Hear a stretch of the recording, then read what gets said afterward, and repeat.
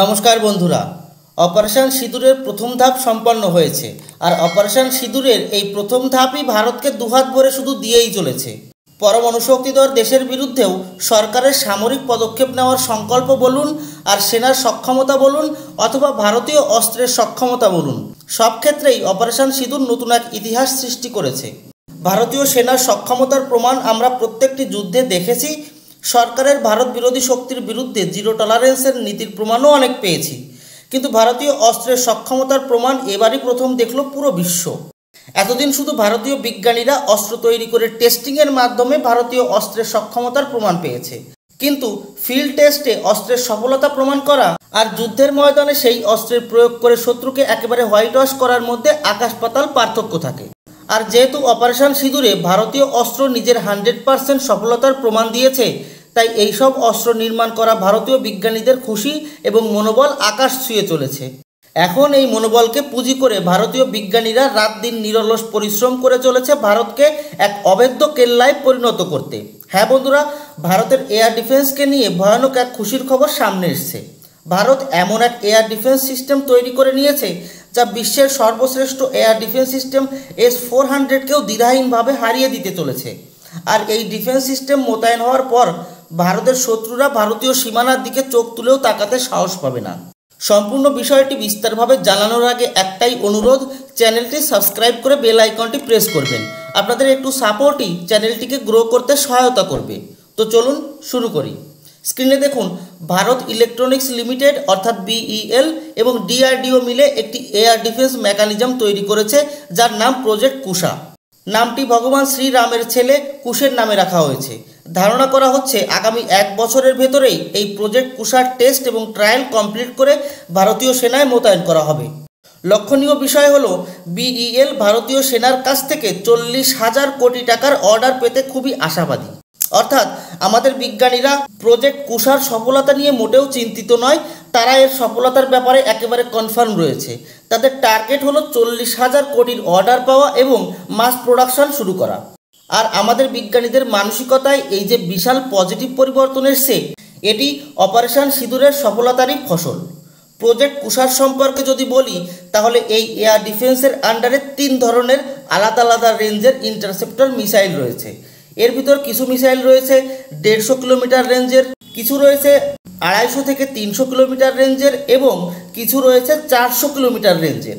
এখন হয়তো আপনারা বুঝে গেছেন যে কিভাবে প্রজেক্ট কুশা রাশিয়ার S-400কে মাত দিতে চলেছে।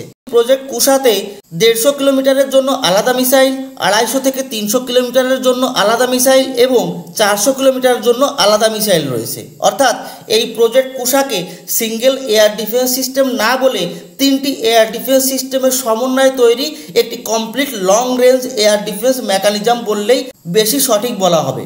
অর্থাৎ অপারেশন সিঁদুরে ভারত আলাদা আলাদা এয়ার ডিফেন্স সিস্টেমকে ইন্টিগ্রেট করে যে আকাশ তীর নামের এয়ার ডিফেন্স শিল্ড তৈরি করেছে, তার কার্যপ্রণালীর মতোই হতে চলেছে প্রজেক্ট কুশার কার্যপ্রণালী। তবে আকাশ তীর ডিফেন্স শিল্ডে মিডিয়াম থেকে লং রেঞ্জের মধ্যকার প্রোটেকশন লেয়ারের যে ঘাটতি রয়েছে, সেটিকে পূর্ণতা প্রদান করবে এই প্রজেক্ট কুশা। কিভাবে, এখন সেটি শুনুন। ভেরি শর্ট রেঞ্জ এয়ার ডিফেন্সের ক্ষেত্রে ভারতের কাছে রয়েছে laser weapon, MANPADS, QRSAM এবং অ্যান্টি এয়ারক্রাফট মেশিন গান। এগুলোর রেঞ্জ 6 কিলোমিটার পর্যন্ত হয়ে থাকে। এরপর আসে short range air defence system.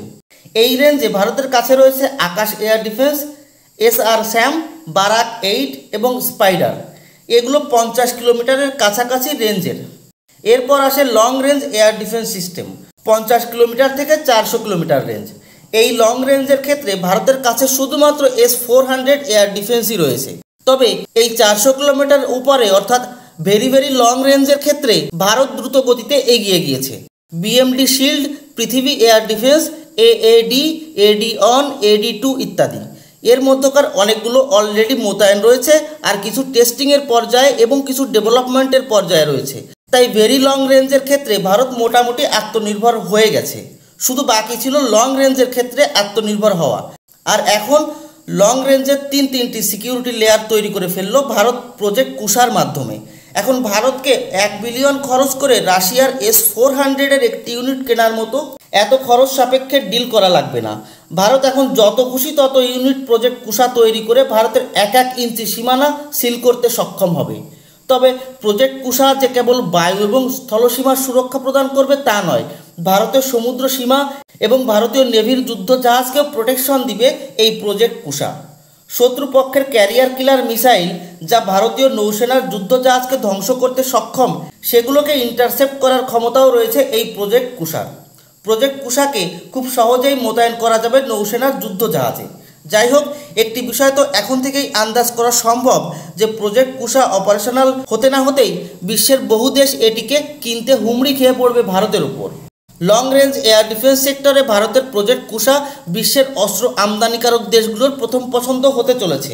একটি বিষয় কল্পনা করুন যে ভারতের আকাশতীর এয়ার ডিফেন্স মেকানিজমের সাথে যদি প্রজেক্ট কুশা ইন্টিগ্রেট হয়, তাহলে অবশ্যই ভারতের এই এয়ার ডিফেন্স শিল্ড বিশ্বের সবচেয়ে অভেদ্য রক্ষা কবচে পরিণত হয়ে উঠবে।